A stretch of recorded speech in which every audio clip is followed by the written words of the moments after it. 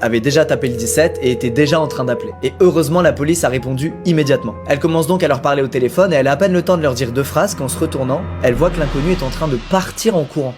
À ce moment-là, Elena comprend donc qu'elle était bel et bien en danger et elle fond en larmes. Elle explique tout à la policière au bout du fil, qui lui explique qu'une équipe est juste à côté d'elle et que d'ici 5 minutes, elle devrait être sur les lieux. La police arrive sur les lieux, Elena est cachée derrière sa voiture, elle avait très peur pendant ces 5 minutes que l'inconnu revienne, peut-être accompagné de son fameux ami, et donc elle leur explique tout. Et puis la police décide de fouiller la voiture d'Elena au cas où il y a des éléments qui leur permettent de retrouver l'individu. Ils ouvrent le coffre et en découvrant ce qu'il y a dans son coffre, Elena se décompose. Parce qu'à l'intérieur se trouve une bâche et une pelle.